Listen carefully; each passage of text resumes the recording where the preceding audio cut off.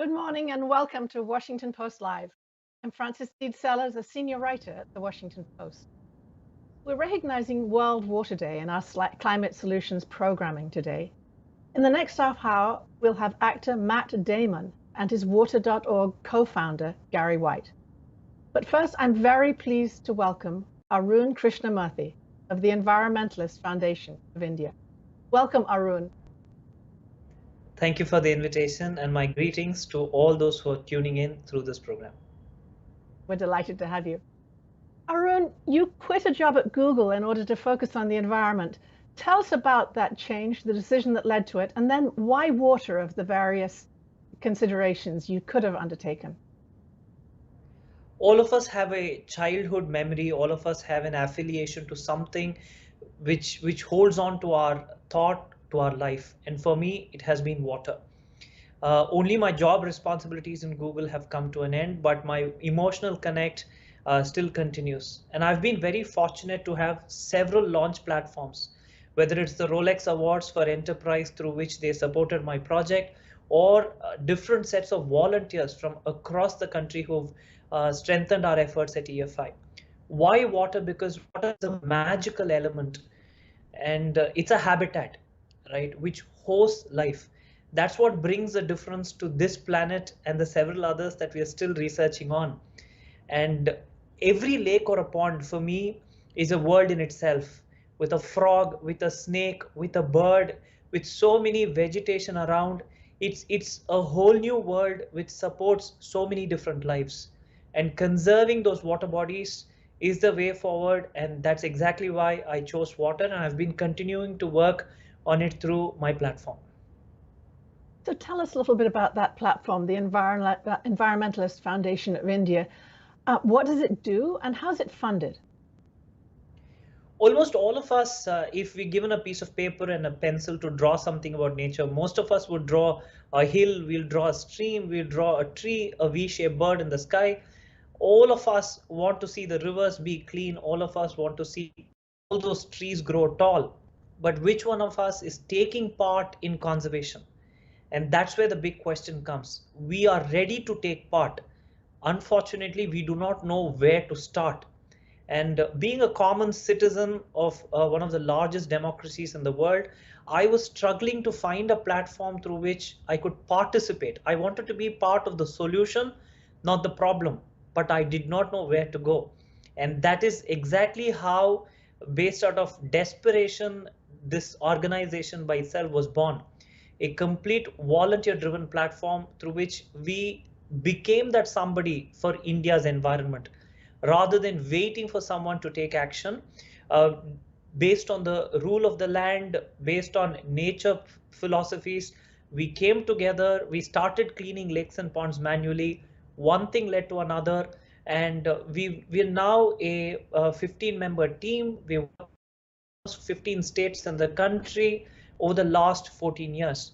We are funded through very many philanthropists, through corporate social responsibility funding from businesses within India.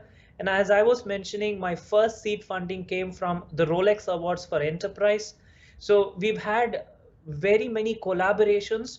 It's not just money, it's a resource that one needs. Even if you give me a lot of money, I would not know what to do with it for an environment program. I would rather need resources, which includes science, technology, human resource, and more. The collaboration is what makes conservation possible, and that's what we're trying to do at EFI. Arun, you have said that India has a water story to tell. What did you mean by that? What is India's water story? I've always been fascinated by India and her evolution, if I may call so. Every river in the country has a culture and a civilization, a story to tell. Unfortunately, a lot of that information has gone unrecorded or has not been shared widely. That's exactly where I wish to even bring to the notice of the audience about Jungle Book. And for most of us, Jungle Book is this nature phenomena, is this fantasy world. So Rudyard Kipling by himself drew inspiration from one river, the Ganga River, which flows in central India. And it just let his imagination run loose. And that's how we got that epic Jungle Book. And when I read Jungle Book, and when I go to these places where Sir Rudyard Kipling had walked, had seen, I myself understood that that's exactly what India's water story is. The animals that depend on that water, the innovation that has come through that water. For example, visionaries like South India, we had a great leader by name Thirukalingarayan, who actually cut a huge canal system way back in those days where there were no machinery, where there's no technology of the modern world. But he still brought water from a surplus river to a completely arid zone through just perseverance and commitment through his lifetime. Like this, there are very many individual heroes who've brought water to the needy, who've brought water to those who actually don't have access to fresh water. Those stories have been forgotten and they're not being highlighted. And that's what I meant by India's water stories. And that needs to be shared so that we care for our water bodies, rivers, lakes, ponds. We cannot treat them as dumping sites. We cannot treat them as resources meant only for human beings. And we need to draw inspiration from our ancient civilization, whether it's in India, Sri Lanka, Bhutan, anywhere in the subcontinent or anywhere in the world. Human civilization and water has a deep connection and has life lessons for all of us to learn from. That brings me to a question about your drawing back into these very evocative stories and also to history. There's so much talk about innovation in dealing with the climate, but you seem to look back as well. Can you explain to me how those two things fit together? This isn't rocket science. That's what I've understood.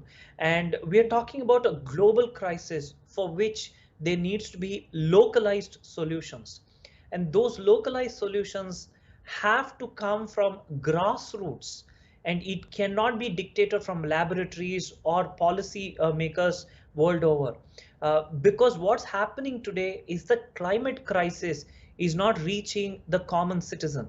It is still being debated, spoken about elsewhere, but whereas a lot of environmental damage is happening in the grassroots. That's exactly where we need to use platforms such as these to think about local solutions and how local solutions can be easily brought in through local knowledge.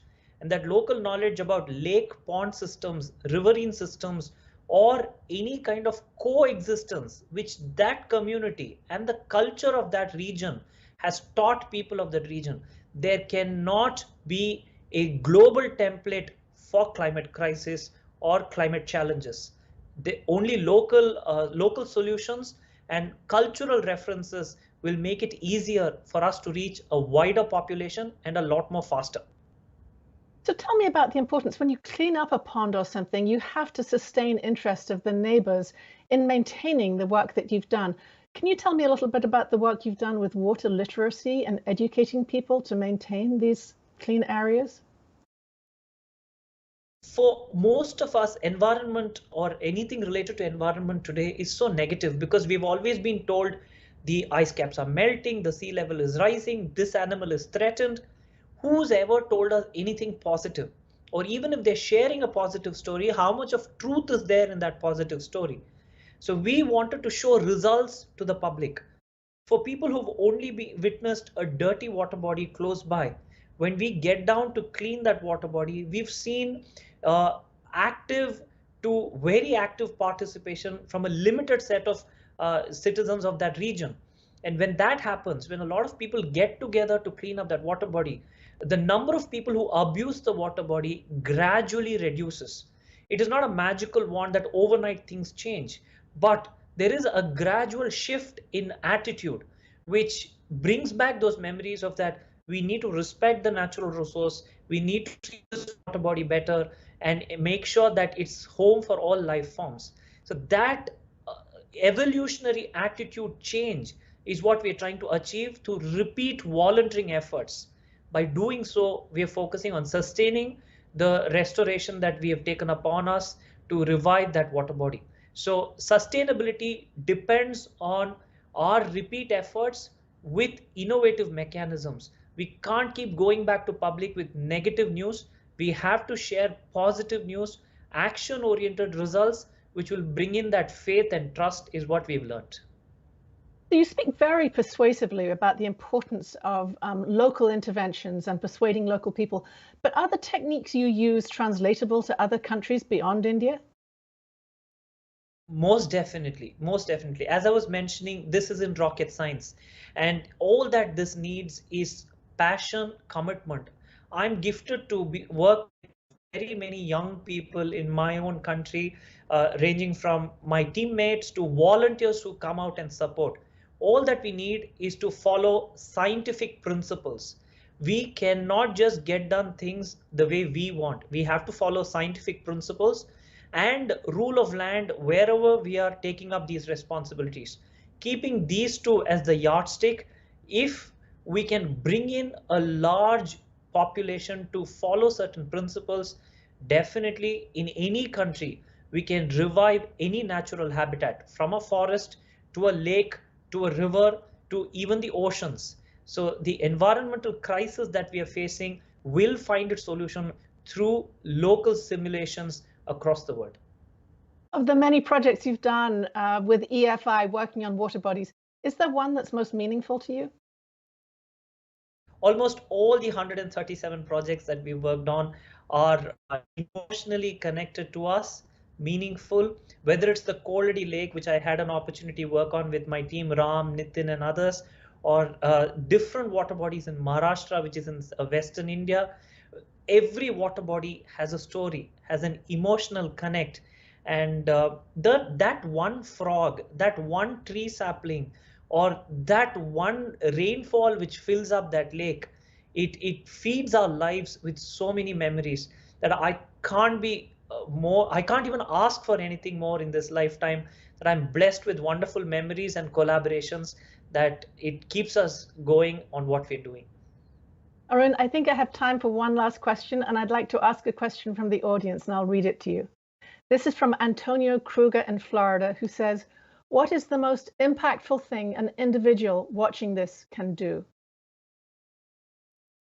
Individual social responsibility, to be aware of the natural habitat that surrounds our neighborhood.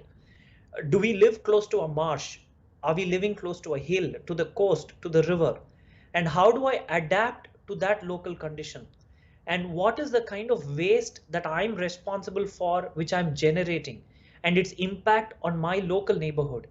My consumerism has to shut down, and I have to regain my status as a human in this being. If I do that, I'm going to be a responsible citizen, thereby supporting the planetary living. That's my request to the member who asked this question. Well, we'll take away your message of trying to be responsible citizens. Thank you, Arun Krishnamurthy. That was a fascinating discussion. I thank you for this opportunity. Namaste. Unfortunately, that's all we have time with Arun, but I'll be back after a short video with water.org co-founders, actor Matt Damon and his co-founder, Gary White.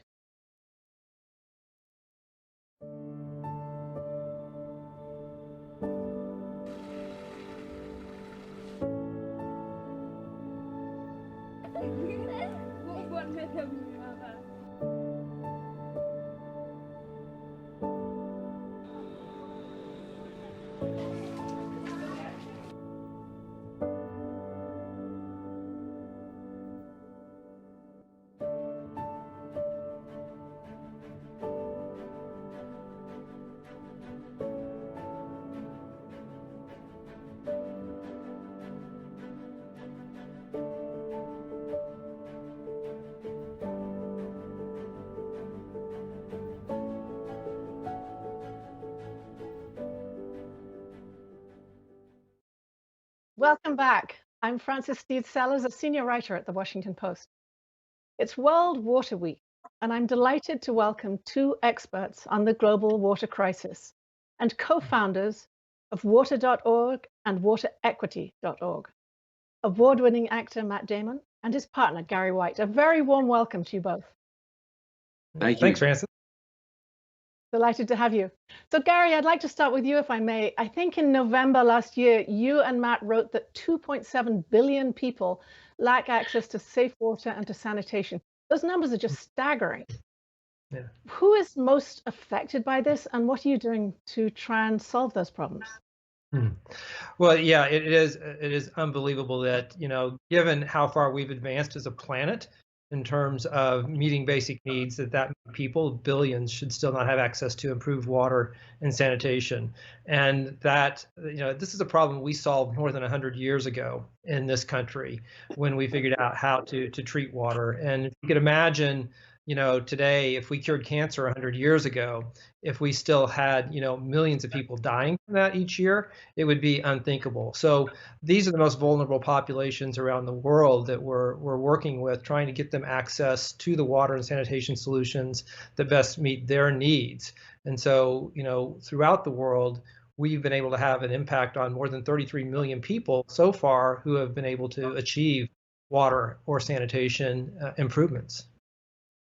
Can you give me a sense of some of the innovative financing you've done in order to address these issues?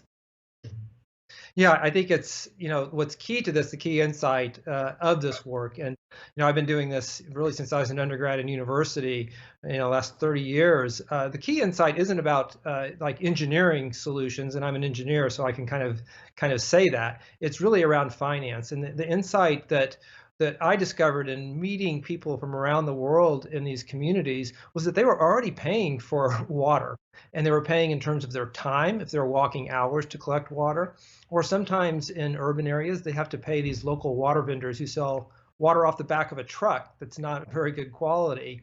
And so they're spending an immense amount of their time, and sometimes up to 25% of their income, for water. And what we discovered was that if you could get them access to a small loan, then they could pay to connect to a local water utility, and they could save a tremendous amount of money. Or if they got that water connection and they didn't have to walk miles anymore, they could buy back their time and work at a paying job. So what we do is we help people get access to affordable small loans so that they can build a rainwater harvesting system, pay for a water connection to a utility, build a toilet, and then they repay those loans, and that money can be recycled. Wow, yeah, interesting. So Matt, you have been involved in environmental issues for a long time. You could have taken up any cause. So why water? What's the backstory here?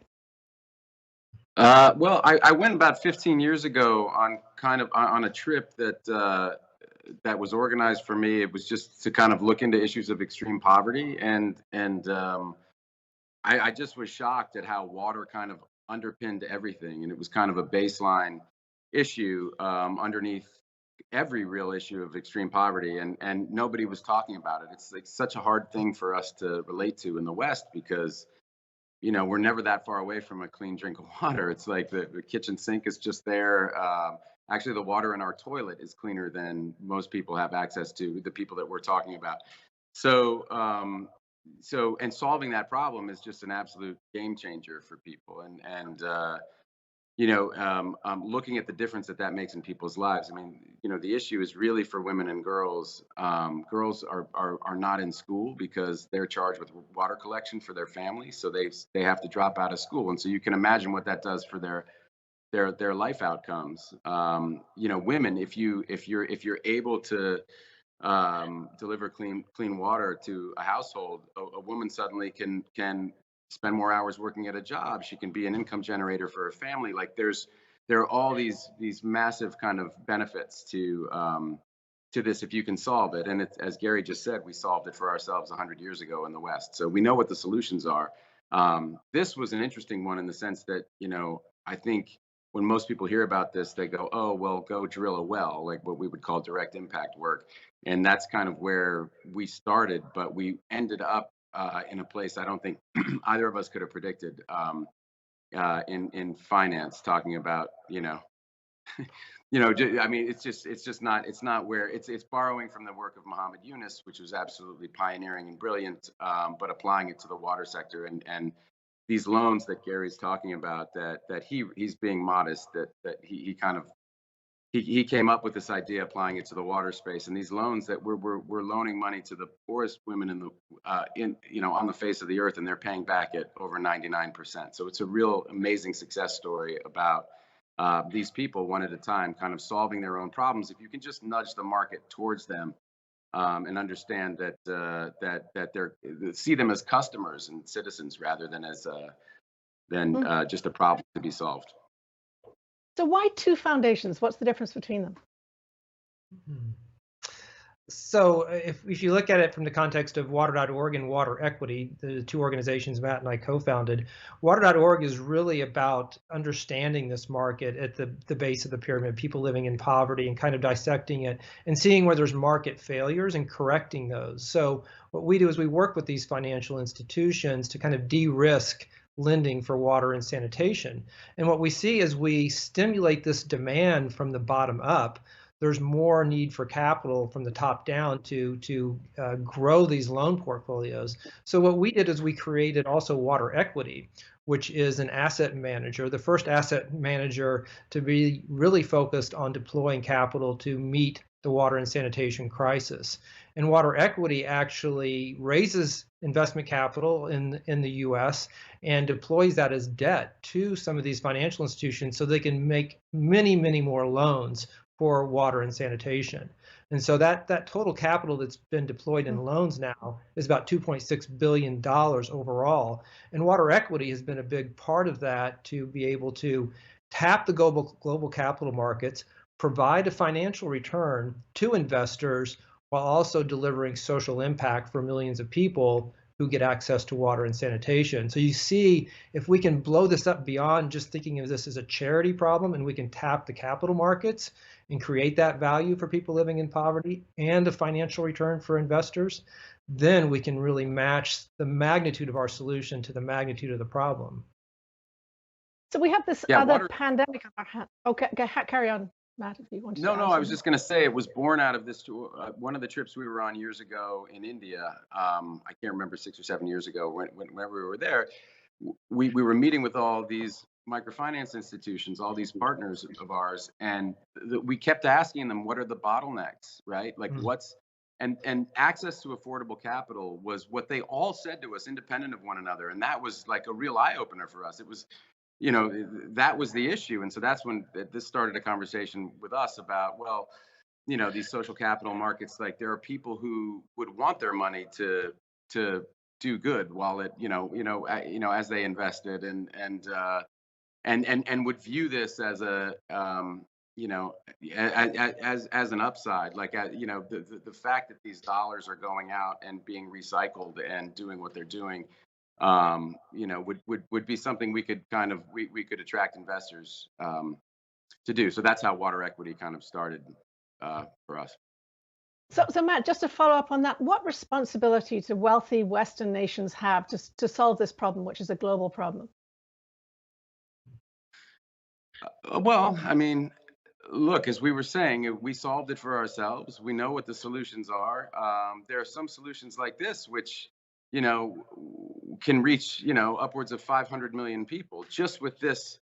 This is like a painless nudge of the markets towards people and just letting them solve their own problems. So, but I think that's kind of a personal question. I mean, I think it's incumbent on us in the West to do this. Look at the wealth on this planet. I mean, we can figure this stuff out. The exciting news for us is just that there are solutions, and it's about getting people activated and energized around them. Like once people understand how how available these solutions are, we can solve this relatively quickly. Feels very optimistic on that level, but we've had this pandemic right now, which is exacerbating so many problems of poverty and increasing differences. Gary, how has the pandemic affected the people you're working with to try and solve these problems? And also, how has it affected investors and other people? Is it galvanizing action or the reverse? Mm-hmm. Well, I think what it's done is really drive home the importance of clean water. If we think about the start of the pandemic, what were the first two things we were told to do? One, wash your hands, wash them off, often and vigorously, and stay at home, right? So when you look at that and you're someone living, in a low-income country and you have to walk to get your water, if you have access, anywhere near at all, first of all, if you don't have the water, you can't wash your hands, and then you have to leave your home, or else you're going to die from dehydration. So it's had a tremendous impact, and we know that as all of these diseases that are related to water and these pandemics, it's almost all going to start with wash your hands. And so what we saw was a pretty dramatic fall off initially in terms of the work that we were able to do to help people, because our teams just couldn't get out into the field and generate these loans. But fortunately, we've seen a pretty strong bounce back in most of the markets, and we're now up to on track to meet the needs of 8 million people this year, when we thought we were only going to be able to get to 6. So I think we're seeing kind of the light at the end of the tunnel in terms of how people are coping with this to meet the need. And at the end of the day, you don't have any choice. You've got to figure out how to get safe water every day, or else you're going to perish. Yeah. Matt, the phrase often comes up of water being a basic human right. Is that your belief, and what's stalling, what's impeding the general acceptance of that around the world? I really think it's lack of understanding. I think if, I was lucky enough to go on this trip and have this aha moment. And when you start meeting people, you start to understand the scale of the potential that's being lost. Like the very first kid that I met was a 14-year-old girl. I went on a water collection with her in Zambia, and there was a bore well about a mile from her house, and so she came home from school. I was waiting for her, and we walked together this mile to get the water. And we had a translator, so I'm talking to her, and what came out from this kind of little interview I was doing as we were walking was she wanted to be a nurse. She wanted to go to the big city of Lusaka, right? We were in this very rural area of Zambia. She's like, no, I'm not staying here. I'm going to Lusaka. I'm going to be a nurse. And as I left, I realized she reminded me so much of Ben Affleck and me when we were kids. Like, we were going to go to the big city. We were going to New York. We were going to be actors. And I just really connected with her in that way. And I realized as I drove away that had someone not had the foresight to sink this bore well a mile from her house, none of that would have been possible. All of this ambition and potential, and it just would have been absolutely destroyed, because she would not have been in school.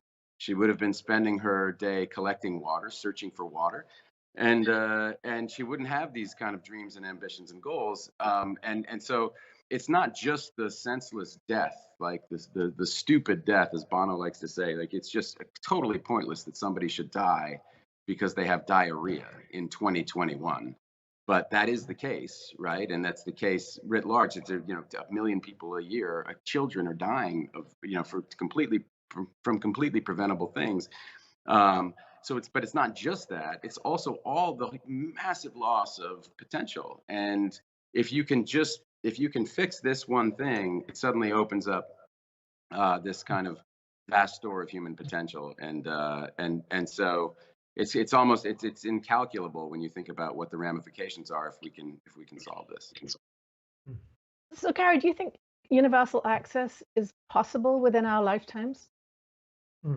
Oh, absolutely. Absolutely. I think that, again, if we think of this as a problem that we can tap the markets for, that's what is inherently scalable in kind of the business world. And if we can start thinking about this, this problem really containing its own solution, then we can look at philanthropy that we bring in as catalytic to get to those markets.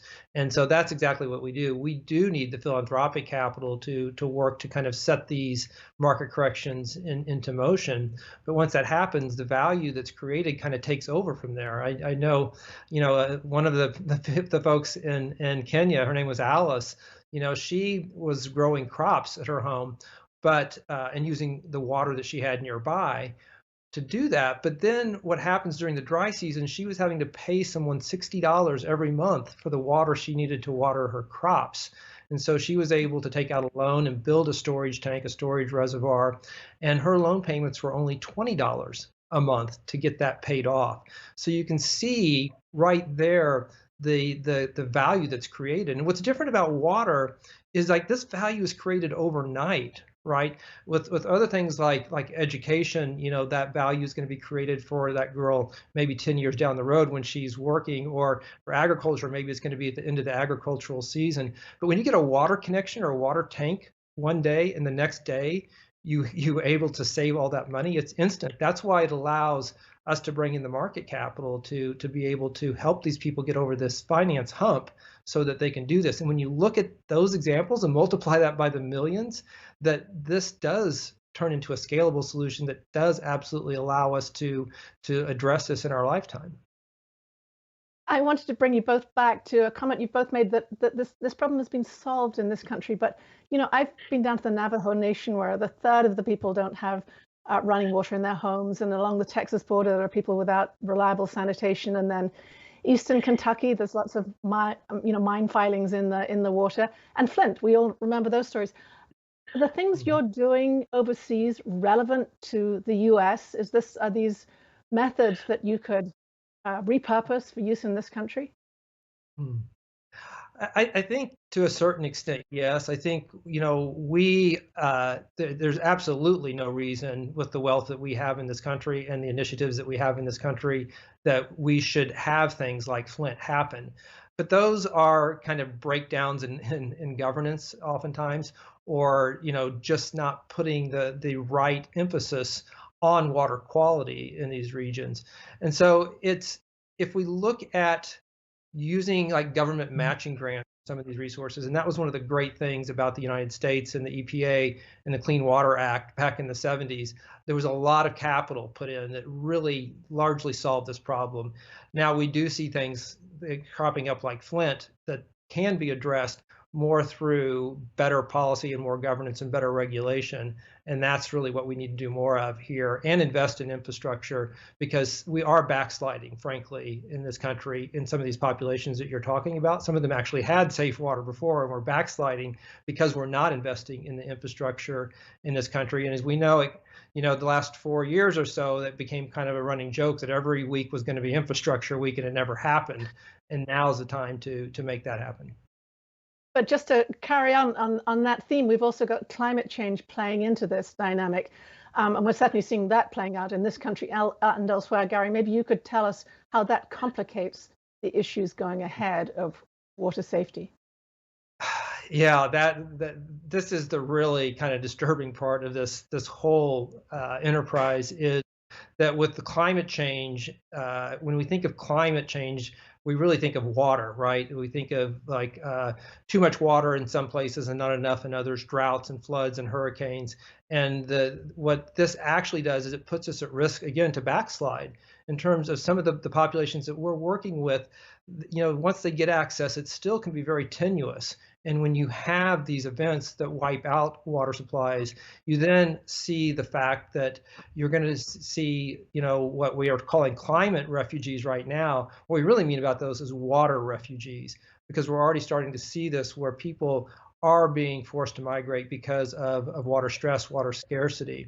And so what we need to do is certainly look at mitigation efforts around climate.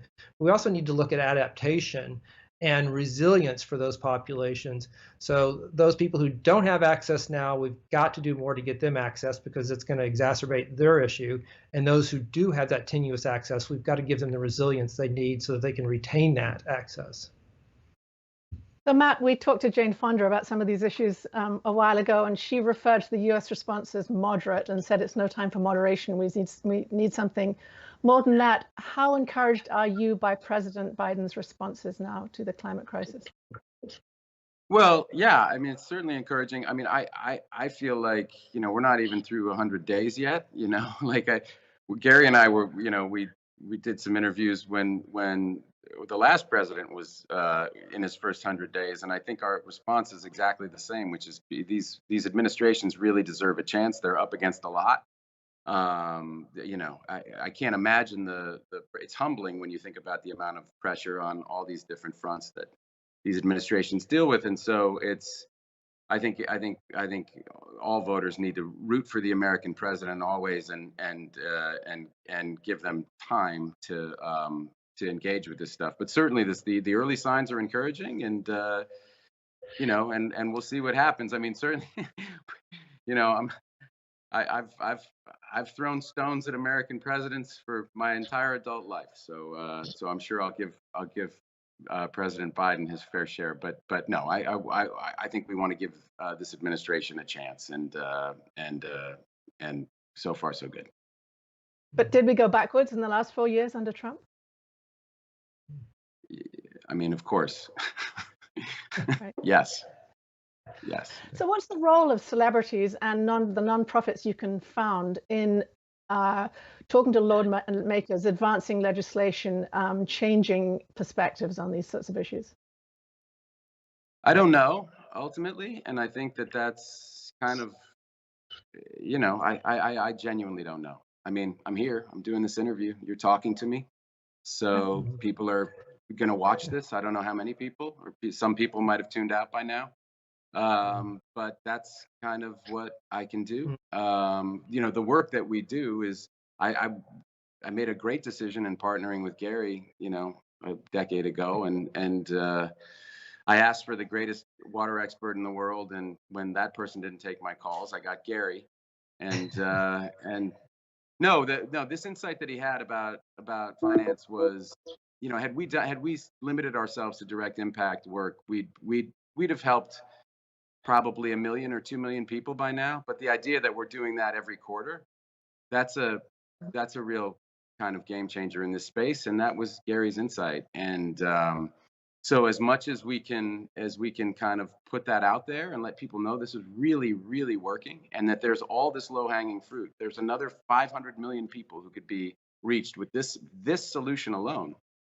Notwithstanding any other kind of innovations we come up with, but this alone, that's a real number. And as Bill Clinton looked at this about 10 years ago, and when Gary came up with it, and he got it right away, and he goes, look, he just said, you got to run those numbers up, just keep running them up. He's, because it was undeniable, and he knew it, and that was the advice and so that's what we've been doing. We just spent all this time doing that, and now we're at this point where we're hitting a couple million people a quarter.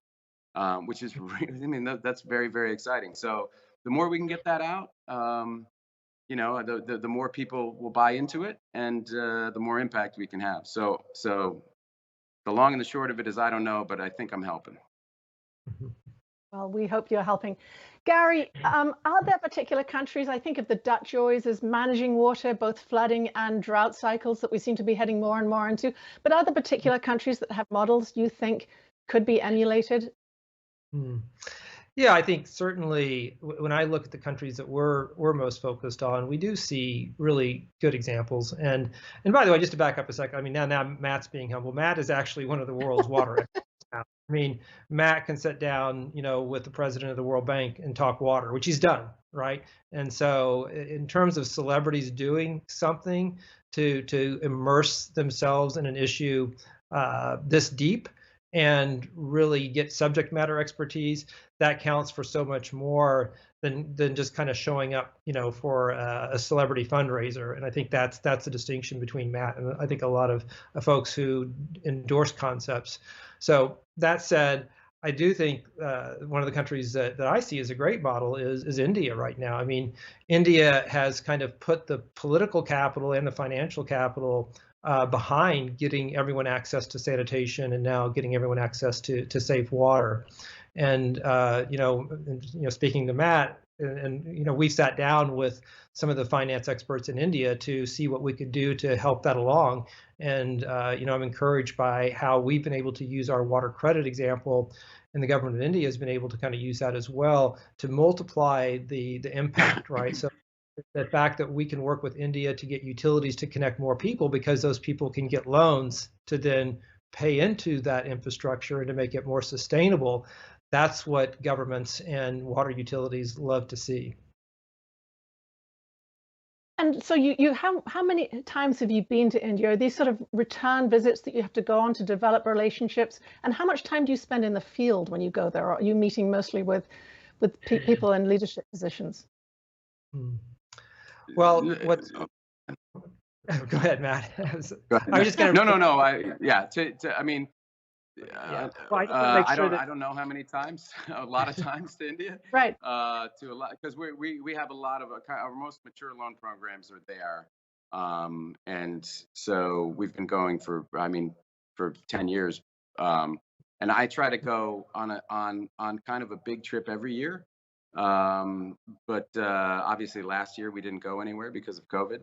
But it's mostly visiting. They're not public trips. It's mostly just kind of getting out and seeing our work and just staying connected to our work. We have a lot of partner relationships and kind of managing those and seeing our partners and seeing what they're doing. And then sometimes you end up like at the Reserve Bank of India and you're like, well, I need to go get a shirt, and a tie.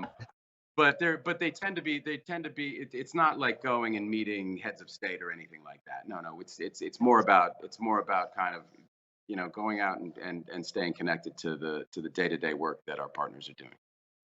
So Gary, you were talking about climate refugees. Land is becoming all the more precious as the population's growing. Water becomes more difficult. Do you see the potential for conflict over water in the future? Oh, absolutely. There's already been conflict over water around the world. You look at the places that could be flashpoints, even like in the Middle East. You look at Israel, Palestine. There's huge challenges there. You look at Darfur and what happened there. I mean, a lot of that was rooted in the fact that people didn't have access to water and they migrate to new places. And as you know, the last thing you want to be in this world is a refugee right now, and what comes along with that. And I think that you start to see these things come together in a way that they do drive conflict. And there's been a lot written about the fact that the projections are that the majority of conflicts in the future are going to be rooted in water access and water scarcity. So there's no doubt that that's in the offing. I think we probably have time for one question for each of you at the end. It's World Water Week. What do you most want the public to know going ahead? What's your single most important message to give to people in this very significant week? And maybe Matt, you could go first. Okay, so Francis, that's the $1 million question for us, because it's such a complex issue. So the question is, how do we give a digestible soundbite for an issue that's so hard for people to connect with, right? When you talk about AIDS or cancer, or everybody's life has been touched by things like that. So it's really easy for people to make a one-to-one connection. And this is an issue for which it's very hard to get anybody. If you're somebody who lives in America and all your friends live in America or in Europe, then it's very hard to connect to this. So I think the big message is that it is the issue for people who do not have access. And if you can just step outside of your own experience and imagine what it would be like to not have access to water, then it would instantly make you engage with this issue and understand why we have a World Water Day and why we should be thinking about it. Gary, can you offer your take on Yeah. that? Well, as you can tell, I mean, we've put a lot of kind of thought into this, and there's complexity to this. There's markets. This is a complex issue, and we have some complex solutions for a good reason, because they work and they scale. But I think just boiling it down for one person out there, that's like, go to water.org, make a donation, and what I believe and we've proven is, like, even with $5, we can go out and get somebody access to safe water when we translate that into solutions. So I think, don't be overwhelmed.